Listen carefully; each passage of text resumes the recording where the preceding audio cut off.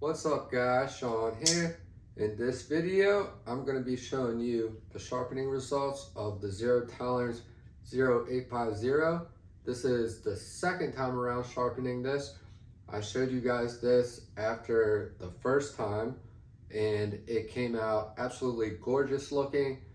The only problem, when I went to do the cut test with phone book paper like I do with every knife I sharpen, it did not quite meet my standards. Now, when it comes to sharpen, I don't ever shoot for second place. I'm not content with silver. I always aim for gold. I want it to be absolutely insanely sharp to where the customer is going to actually be amazed by it and not just say, you know what, yeah, that's a good edge, that's nice and sharp. No, I want them to be like blown away because I know that's what I'm capable of. And throughout my journey of sharpening, I've reached new levels of sharpness, periodically. And what I used to consider sharp is nothing compared to what I consider sharp now. And I just want to offer my customers the ultimate experience and the best performance possible.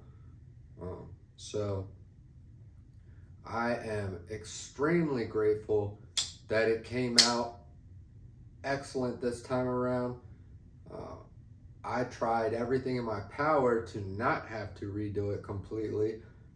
I reached out to Scott Gunn. He is an absolute sharpening genius, and he offered me some insight and advice.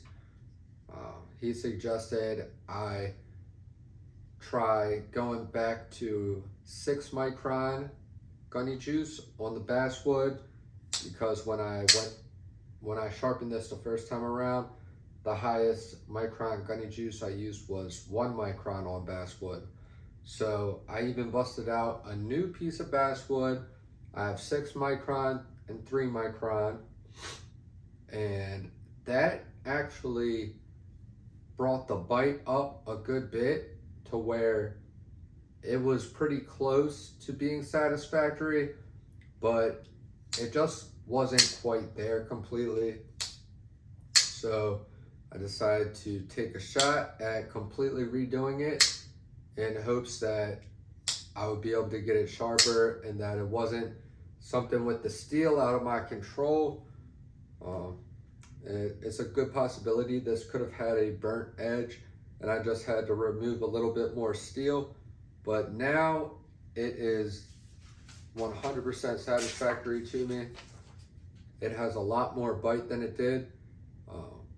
After the first time sharpening it, it would shave and all that, but it would pull on the hair a little bit. Now there's no resistance, has no problem biting into phone book paper.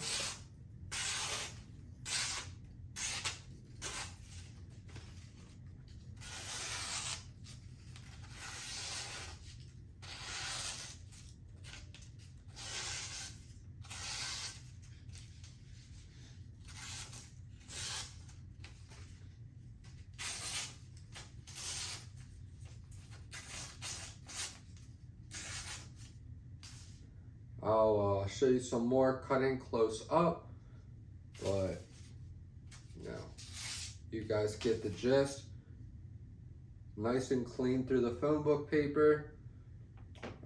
This is the PMP Spartan right here, well, the blade of it. I finished sharpening this one yesterday. I actually sharpened this a couple times. Now this one, it was not getting a mirror. This is just a semi-polished finish, and the first couple times sharpening it, I could not get the back section of the blade sharp no matter what.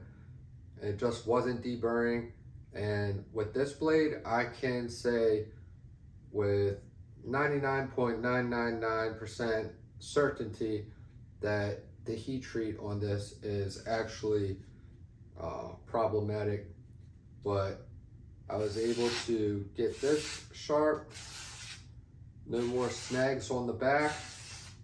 This is a very thin blade, so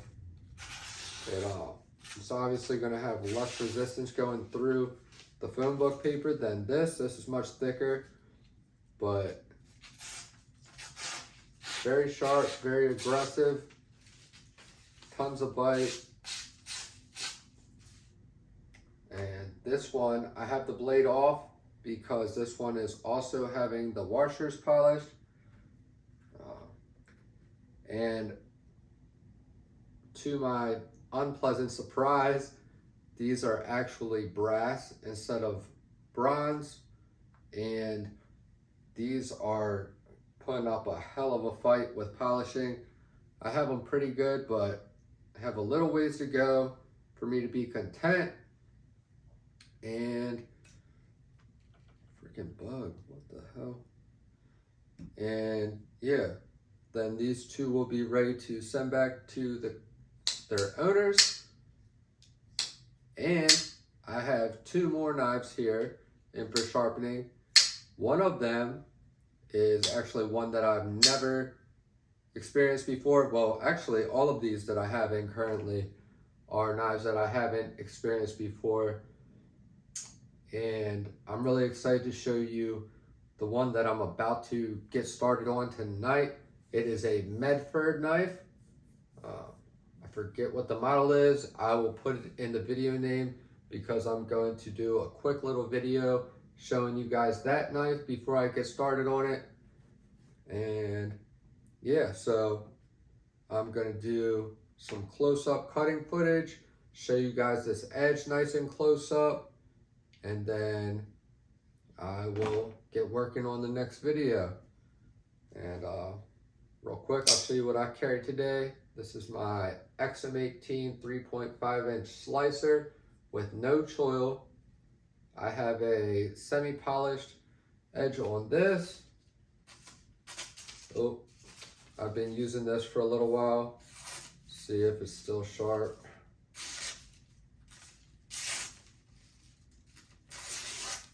Not bad, not quite as sharp as the ones I just sharpened, but that's to be expected with use. Really cool knife.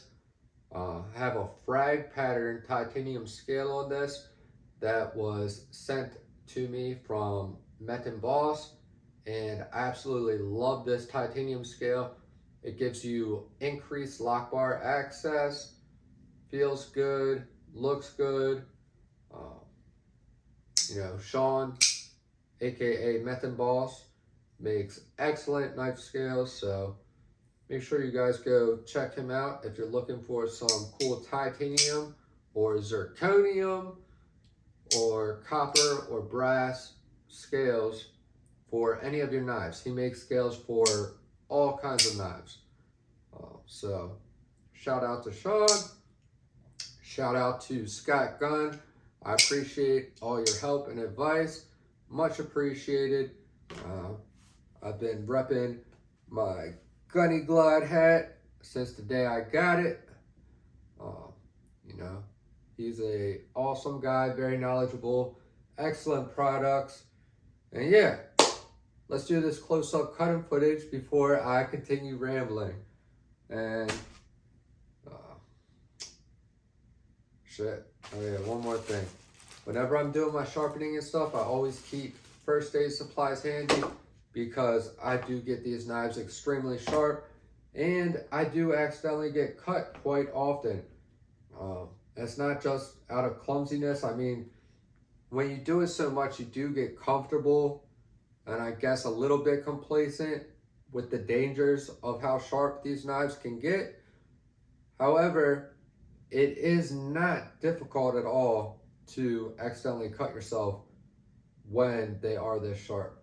So just a reminder to, you know, not get complacent and be careful when you're handling these, especially if it's a knife that you just had me sharpen and you're excited checking it out for the first time. Don't cut yourself. Be extra careful because chances are they are going to be at a level of sharpness beyond anything that you've experienced before. So That's that. Thank you guys for watching. Love you guys. See you guys in the next one. Enjoy the cutting footage. And Jesus loves you.